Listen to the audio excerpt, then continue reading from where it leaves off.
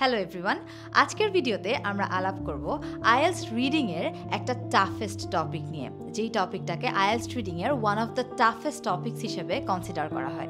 ভয় পেয়ে গেলাম? ভয় পাওয়ার কিছু নেই, কারণ আজকের ভিডিওটা সম্পূর্ণ শেষ করার পরে হয়তো এই টাফেস্ট টপিকটাই আমাদের জন্য হয়ে যাবে ইজিয়েস্ট টপিক। তাহলে আর দেরি কেন, let's get started.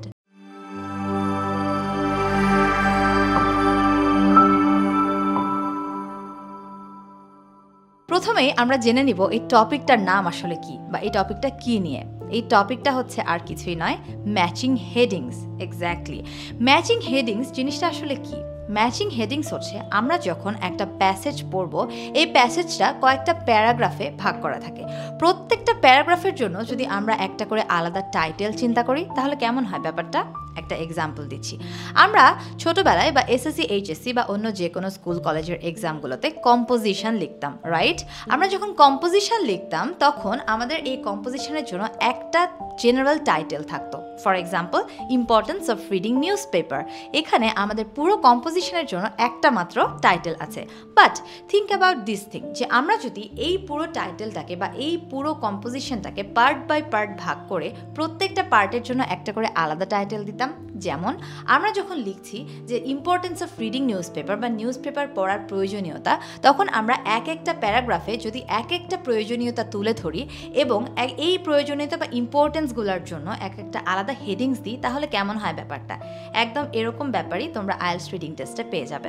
First thing about this topic is, তোমাকে হেডিংসগুলো আগে পড়ে নিতে হবে। তোমার কোয়েশ্চেন টাইপটা কীরকম হতে পারে? এই কোয়েশ্চেনটা যদি তোমাদের মাথায় আসে, তাহলে সেটার আনসার হবে তোমাদের সামনে একটা রিডিং প্যাসেজ থাকবে এবং রিডিং প্যাসেজটা কয়েকটা প্যারাগ্রাফে ডিভাইড করা থাকবে এবং তোমার সামনে থাকবে কিছু হেডিংস বা কিছু টাইটেল বা সাবটাইটেল, যেগুলোর মধ্যে থেকে তোমাকে বেছে নিতে হবে most suitable title for that very respective paragraph. আর একটু সহজ করে বলি, যখন আমরা একটা রিডিং প্যাসেজ পড়ি এবং সেটা বিভিন্ন প্যারাগ্রাফে ভাগ করা থাকে, প্রত্যেকটা প্যারাগ্রাফের জন্য আমাদেরকে এখানে বলা হচ্ছে একটা করে হেডিং সিলেক্ট করতে, এবং সেই হেডিংয়ের লিস্টটা আমাদের সামনে কোয়েশ্চেন পেপারে দেওয়া থাকবে। এটাই হচ্ছে আমাদের আইএলটিএস রিডিংয়ের ম্যাচিং হেডিংসের কোয়েশ্চেন টাইপ। এবার আসো ফ্যাক্টস অ্যাবাউট ম্যাচিং হেডিংস। কোন কোন ফ্যাক্টগুলো আমাদের মনে রাখতে হবে? ফ্যাক্ট নাম্বার 1 হচ্ছে, তোমাদের যেই রিডিং প্যাসেজে টাইটেল বা এই ম্যাচিং হেডিংসের টপিকটা থাকবে, always it will be the first questions of your reading passage.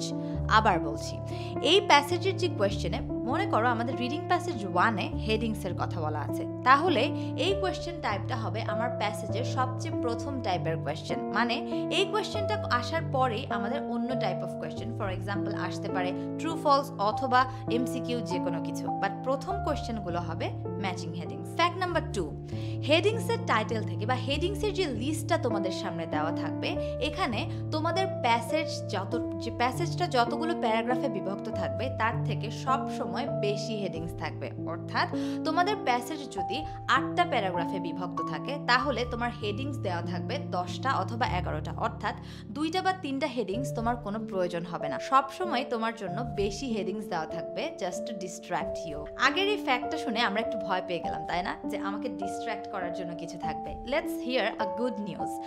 আমাদের গুড নিউজটা হচ্ছে, আমরা একটা হেডিং শুধুমাত্র একবারই ইউজ করতে পারবো। অর্থাৎ একটা হেডিং শুধুমাত্র একটা প্যারাগ্রাফের জন্যই একবার ইউজ হবে, আর অন্য কোনো প্যারাগ্রাফের জন্য এই হেডিংটা ইউজ করার কোনো সুযোগ থাকবে না। So these are the 3 facts that you have to remember when you are doing the matching headings type of questions. So এখন আমরা চলো জেনে নিই the strategies while doing this type of questions. Let's get started. Strategy number 1, read the passage title first. অর্থাৎ আমাদের যে প্যাসেজের main title আছে, প্রথমে আমাদেরকে সেটা পড়ে নিতে হবে। যদি আমরা এই টাইটেলটা পড়ে নিই, তাহলে অলরেডি আমাদের মাথায় আইডিয়া জেনারেট করবে যে আমাদের প্যারাগ্রাফগুলো কমনলি কোন টপিকের উপরে হতে যাচ্ছে। স্ট্র্যাটেজি নাম্বার 2, মনে আছে আমাদের রিডিংয়ের ভিডিওতে আমরা কি বলেছিলাম? আমরা রিডিংয়ের ফার্স্ট ভিডিওতে বলেছিলাম রিডিংয়ের মেইন স্ট্র্যাটেজি হচ্ছে আগে কোয়েশ্চেন পড়ে নেওয়া। আর এখানে তোমার কোয়েশ্চেন মানে কিন্তু তোমার সামনে যে হেডিংসের লিস্ট আছে সেটা। তাহলে কি আমাদের কোয়েশ্চেন পড়া মানে আমাদের আগে রিডিংয়ের হেডিংসগুলো পড়ে নিতে হবে। অর্থাৎ আমরা আগেই প্যারাগ্রাফ পড়াতে যাব না, আগে আমরা আমাদের সামনে যে লিস্ট অফ হেডিংস আছে সেই হেডিংসগুলো পড়ে ফেলবো। এবং এটার সাথে চলে আসে স্ট্র্যাটেজি নাম্বার 3, সেটা তোমরা নিশ্চয়ই অলরেডি জানো। Yes, exactly, keyword marking. তোমাদেরকে হেডিংস পড়ার সাথে সাথে কিওয়ার্ডগুলো মার্ক করে নিতে হবে যেন তোমাদের ব্রেন অলরেডি ইনস্ট্রাকশন পেয়ে যায় যে what information are we looking for. Strategy number 4, quickly read the paragraph. বা তোমাদের যে ফার্স্ট প্যারাগ্রাফ আছে এটাকে আমাদের মেইন হেডিংয়ের ব্যাপারটা হচ্ছে আমাদের কিন্তু সম্পূর্ণ প্যারাগ্রাফে কি কি জিনিস এক্স্যাক্টলি বলছে ডিটেল ইনফরমেশনগুলো প্রয়োজন নাই। আমাদের প্রয়োজন হচ্ছে শুধুমাত্র প্যারাগ্রাফের মধ্যে মেইন আইডিয়াটা কি সেইটাকে ফাইন্ড আউট করা। তাহলে আমরা যেটা করব এই কোয়েশ্চেন টাইপের জন্য বা ম্যাচিং হেডিংসের ক্ষেত্রে আমরা খুব ডিটেইলডে বা থরলি রিড না করে আমরা ট্রাই করব খুব তাড়াতাড়ি পড়ে বা এই জিনিসটাকে স্কিমিংয়ের মাধ্যমে মেইন আইডিয়াটা বের করে নিয়ে আসার জন্য। তাড়াতাড়ি পড়ার পরে যেই ইনফরমেশনগুলো আমাদের কাছে মনে হবে বারবার রিপিট হচ্ছে বা এই আইডিয়া নিয়ে পুরো প্যারাগ্রাফে কথা হচ্ছে, yes exactly that is the heading about. Strategy number 5, read the headings again and choose one. আমরা 1 বাই 1 প্যারাগ্রাফ করে যাব, আমরা সবগুলো প্যারাগ্রাফ একেবারে পড়ব না। যদি আমরা প্রথম প্যারাগ্রাফ পড়া শেষ করে আমরা যদি মেইন আইডিয়া ধরে ফেলতে পারি we will get back to the list of headings এবং তারপরে আমরা এর মধ্যে সবগুলো হেডিংস পড়ে দেখব কোন হেডিংসটা আমাদের প্যারাগ্রাফ ফার্স্টের জন্য মেইন আইডিয়াটাকে বিয়ার করছে। We will choose exactly that heading. So these are the strategies that we will be sharing today. Now, the main lucrative thing, tips and tricks, right? So let's get started with some tips and tricks. Tip number 1, যদি তোমরা দুইটা আনসারের মধ্যে confused হয়ে যাও তাহলে right down the 2 answers. কি এখানে ক্লিয়ার হলে না? আর একটু ক্লিয়ার করে বলছি। তোমরা যদি দুইটা হেডিং এর মধ্যে তোমাদের কাছে মনে হয় এই প্যারাগ্রাফের জন্য দুইটা হেডিং হতে পারে, চক ডাউন দ্য 2 অপশনস।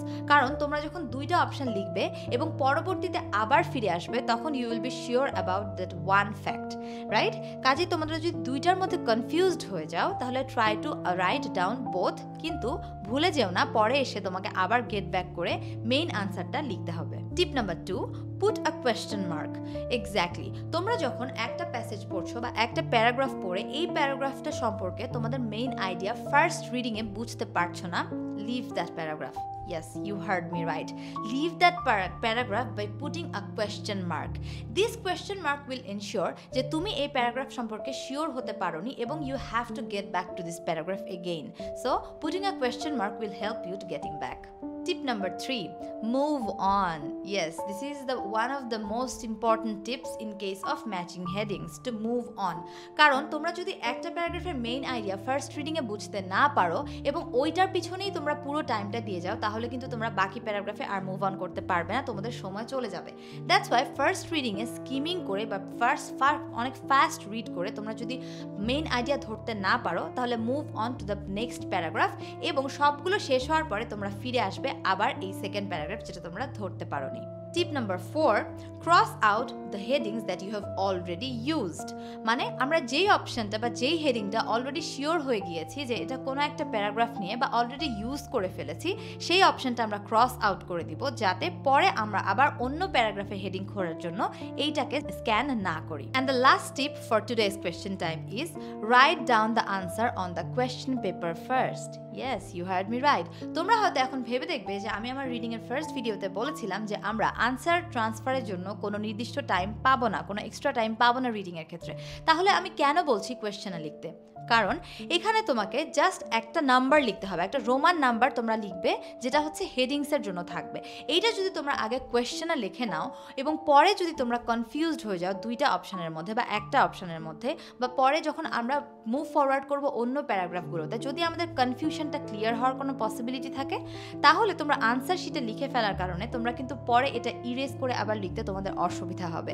সেই জন্য তোমরা যেটা করবে আগে কোয়েশ্চেন পেপারে তোমার আনসারটা লিখবে, দেন when you are sure about all the paragraphs and headings, then come back to the answer sheet and write down the answers on the answer sheet. So these are the facts, strategies, tips and tricks that I'll be sharing for today's video. আশা করি আজকের ভিডিওটা প্রথম থেকে শেষ পর্যন্ত দেখার পরে তোমাদের কাছে ম্যাচিং হেডিংসের ব্যাপারে অনেক কিছুই ক্লিয়ার হয়ে গেছে। নেক্সট ভিডিওতে কিন্তু আমরা একটা রিয়েল লাইফ এক্সাম্পল বা রিয়েল টেস্ট নিয়ে আলাপ করব এবং আমরা সবাই মিলে এইটা চেষ্টা করব যে আমাদের এই টিপস, ফ্যাক্টস এন্ড স্ট্র্যাটেজিসগুলো ইউজ করে আমরা ম্যাচিং হেডিংসগুলো আসলেই করতে পারছি কিনা। So thank you so much for watching. Please do comment and share and see you on the next video. Thank you.